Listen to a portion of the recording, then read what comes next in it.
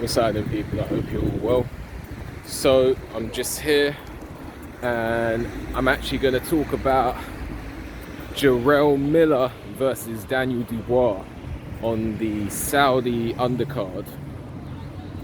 This is a fight that I'm really looking forward to. In fact, this is the fight that I'm most looking forward to on the card.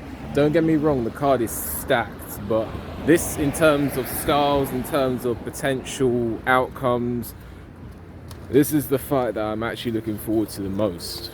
And the reason I'm looking forward to this fight the most is because my mind is simultaneously thinking different things.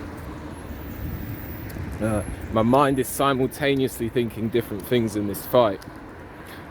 Because one part of me says, looking at Jarrell Miller's style, the way that he fights, and coupled with Daniel Dubois' history of quitting in fights, and I'm not calling him a punk, I'm not trying to like really go in on the guy because I'm not the one taking punches from heavyweights, but I'm just saying as a fact he has quit in fights before. That's just a fact, he has. But going back to what I was originally saying, looking at Jarrell Miller's pressure style and Daniel Dubois' propensity to quit in fights, he's done it twice now. Part of me says the writing's on the wall. One part of my mind is saying the writing is on the wall, but then another part of me is saying, looking at how Jarrell Miller gets caught, he gets caught a lot. Looking at the fact that Daniel Dubois is probably the biggest puncher that Jarrell Miller's been in with, I can see Dubois stopping him early. So it's real strange stuff here. I can see one part of me is saying the writing's on the wall and Dubois is going to lose this fight. But then the other part of me is saying Dubois can get rid of this guy in a couple of rounds. And that's why this fight is absolutely fascinating to me. Jarrell Miller has had his trouble with, failed drug tests. I'm not the one to go in on fighters who failed drug tests, because many fighters are on, many fighters are doing things. It's just a lot of who gets caught and who don't get caught is politics. So I'm not gonna go in on the guy for failing multiple drug tests. That's just me. Everyone's entitled to their own opinion.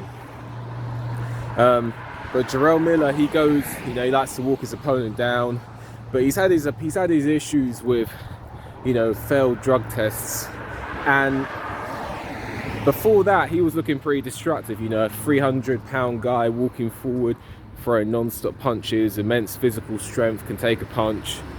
Since he's come back, he's weighed like in the 350s. He looks a bit more sluggish, looks a bit more flat, maybe getting caught a bit more, maybe getting buzzed a little bit more. Against Bracamonte he got buzzed, against Lucas Brown he got buzzed. So I feel like Jarrell Miller's not quite the same fighter. Perhaps some of it's ring rust, perhaps it's because he was on something and he's no longer on something, but he hasn't looked the same since he's come back. Many fighters don't look the same when they come back after failed drug tests, to be honest with you. But he is still walking forward, he is still putting that pressure on, and he is still throwing a high volume of punches, and he is still a big unit.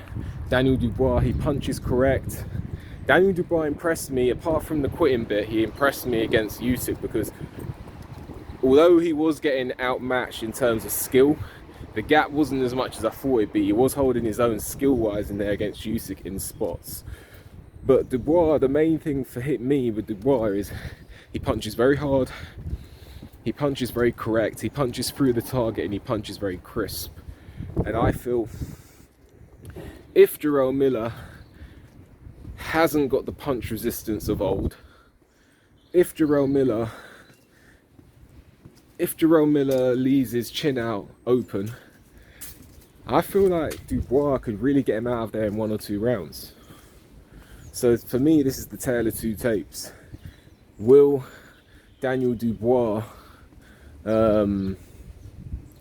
get the early win through his correct, precise, you know, up and down, almost amateur schooled, you know, straight, you know, straight right hand, you know, jab, right hand, double jab, right hand, you know, throws an uppercut as well, which is quite good.